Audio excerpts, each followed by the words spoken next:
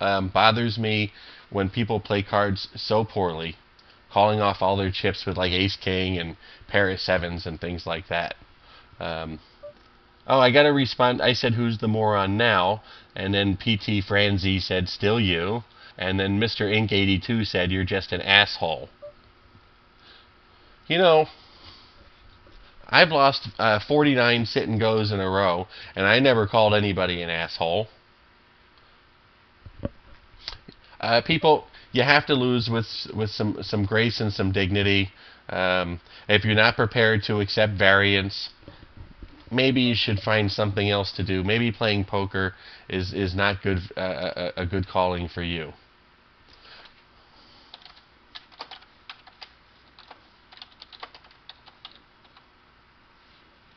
I'm just saying that wasn't very nice. The guy who called me an asshole is actually on the rail now. You see, he's an observer. See, observer, and so that means he's out. And actually, what he says then really, he shouldn't even be allowed to talk. He's not in the game anymore. He called all his chips with a pair of sevens, like a fucking calling station donkey that he is. And let's see now. Oh, this is unbelievable. They don't understand. Okay, this guy here, Tanth Man, is saying, I gotta pause this here. I'm gonna use my time bank. He's saying, do you know how to play? Honestly.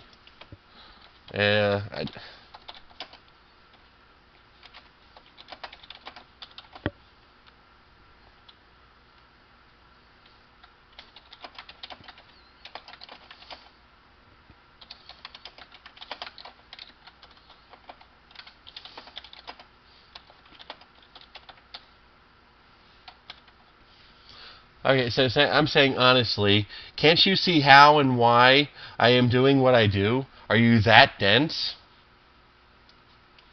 And I guess I better send the message.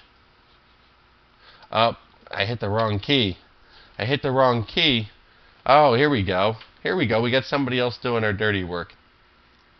All right, what we're going to actually do this one time here, this is going to really shock them. I don't consider it, like, I did play the hand, but I'm actually going to fold it. Somebody said that you could do that every once in a while. This is just going to shock the world. And the beauty of that is we got Tant the Man putting in 100 chips and then folding. So we've actually taken a lop off of his chip stack. And in the meanwhile, we have 5,000 chips. We can give 100 away. Let's see. Now PT Franzi says he's a gold star playing a dollar game. It doesn't matter. He probably made a couple thousand. Well, I'm not going to comment on that. Truth be known, I do usually play a little higher stakes than a dollar. The $3 games offer obviously 3 times bigger prize pools, and I do like. Also, there's just a side note: the intimidation factor. You can see the entire fielding. The entire field is folding every hand now,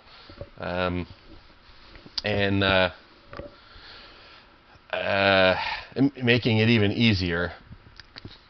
We've got one guy who's actually sitting out. He's that intimidated by our game. Let's see. Tant the Man says you must only play this way in dollar sit and goes. Then, all right. Well, he's starting to put the pieces together. He's starting to comprehend. He's starting to get into my head a little bit, but he's still not fully understanding what it is that I do. And I guess we've gotten so intimidating. There are now 2 players. Here's another donkey calling with an ace king. Do they ever fucking learn? You know, the one guy flopped a full house with his ace king, and I'm really proud of you for doing that. Good for you.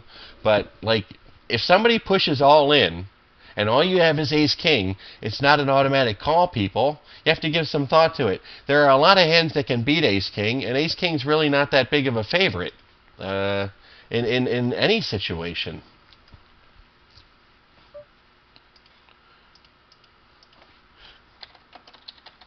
I'm sorry, I got so mad I had to tell the guy, nice call, donkey.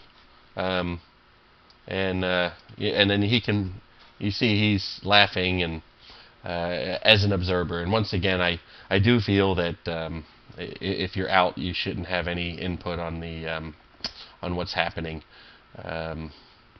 All right, here's another dumbass that got lucky.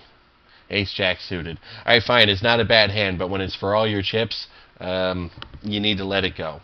You need to let it go. You're never going to catch Phil Hellmuth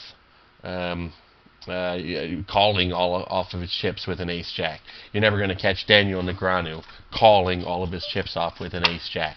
Not when you still have like 30 or 40 blinds, left.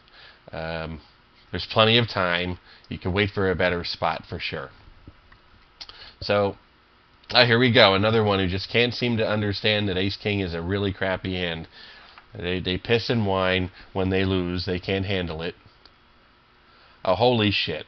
Holy shit. They're okay. I finally meet with a little bit of success, and PokerStars is right back to rewarding these fucking donkeys, hitting their hands. It's ridiculous. It's ridiculous. I suppose, yeah, two kings.